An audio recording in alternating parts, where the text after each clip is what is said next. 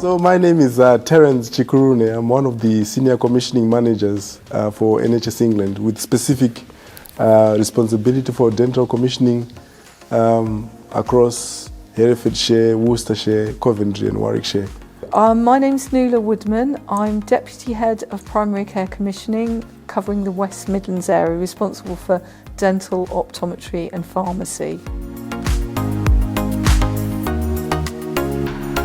We understand the challenges around access to dentistry in Herefordshire.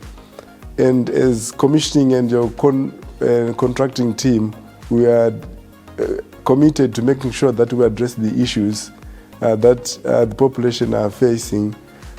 Sometimes it would come across as if your concerns are not being heard, and you are most putting letters, you're putting complaints to say, can these things change?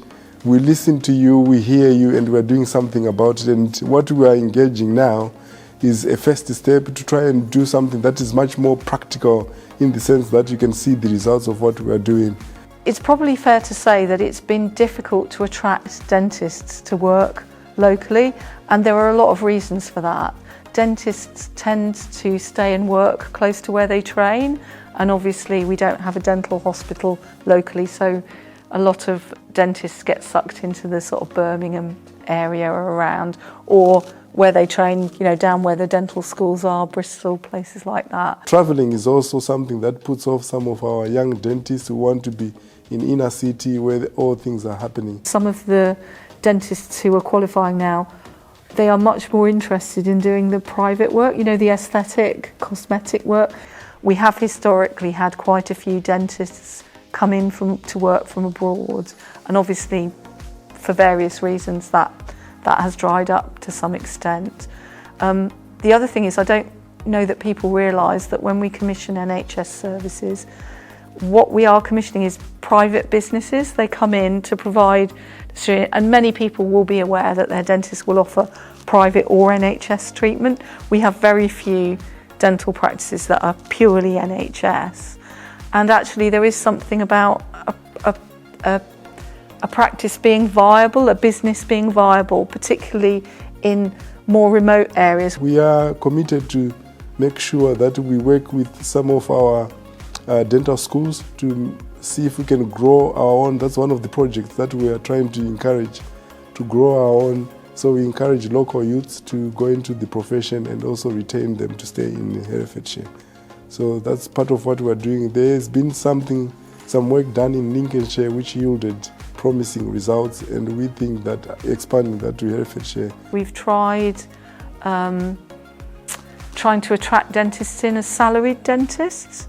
We got lots of practices that were interested in hosting dentists, but we didn't get a single dentist who was willing to take up the offer of the scheme.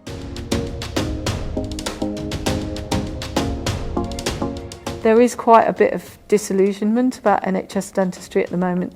There was a programme of contract reform nationally that's being reviewed because the contract, it is difficult in terms of prioritising patients, to make it work for a contractor. We know that there are issues across the country, and it is being looked at. So NHS dentistry has been supported through the pandemic. Dentists may say they haven't been, but they have, in most cases, they have been given full contract payment support for delivering the reduced activity to recognise the fact that they're having to do all these infection prevention measures and that they can't see as many patients as they previously did. But we've absolutely supported our dentists financially so that they're not going to go bust effectively. But even so, many of the dentists, because of the challenges and the complexity of the arrangements and the assurance from an NHS side, they are choosing now and saying, well, actually, if we only had a small element of NHS dentistry previously, we're going to focus on the private side of our business.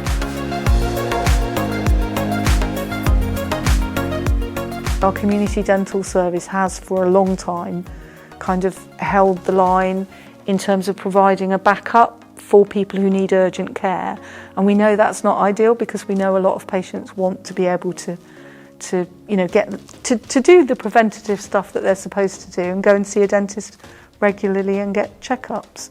So what we're trying to do is see if we can take a different approach now to see if we can attract new providers in.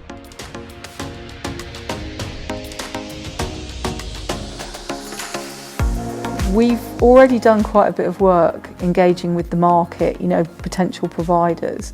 And whilst we know that it would be lovely to be able to get dental practices in locally in lots of little areas, we know that currently that is one of the biggest things that's putting people off coming in locally. So our first step is to put a large practice in Hereford because we think we've got more realistic chance of being successful in doing that based on the intelligence that we've got.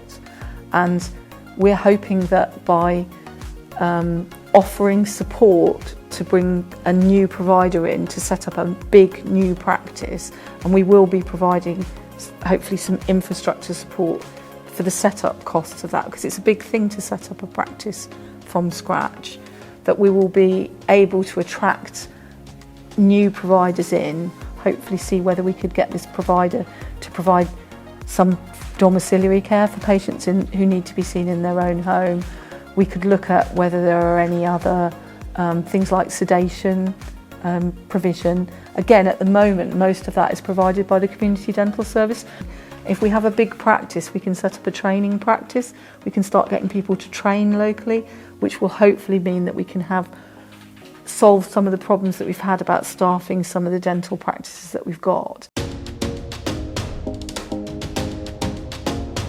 We know that this isn't going to be an ideal solution for everybody, so some people, we will be honest, will have to travel for that care, but we want to try and understand what that impact will be. We want to speak to as broad a group of people as possible to understand whether there is support for this approach, whether or not people will be able to travel, and if people aren't, who those people might be, so we can look at what other solutions we can look at as an interim to make sure they're not forgotten. The aim is that we will try and put provision in more locally in due course, but we need to understand firstly what temporary arrangements we need to put in place to support people who may not be able to travel to the centre. But also, if we can understand what those groups are and where, particularly the areas that are affected, because we're asking which area you live in, that can inform where we need new services if we can develop a model. And it is going to be challenging. If it was easy, we'd be doing it now.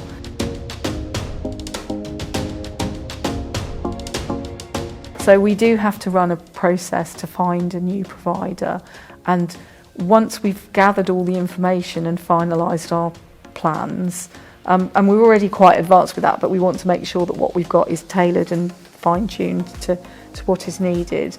We then have to run a process, and that will take probably about 6 months to go through to select a new provider. But even then, once we get the new provider confirmed, there will be a further delay because, as I've explained, this is likely to be a new provider coming in to be setting up a new practice. They may have to fit out a building, recruit staff, so that we've factored into our timeline up to 6 months to get the practice operational. So we're potentially talking a year before we will see the benefit in terms of a practice opening their doors and welcoming patients through, which isn't ideal, but we've got to start somewhere.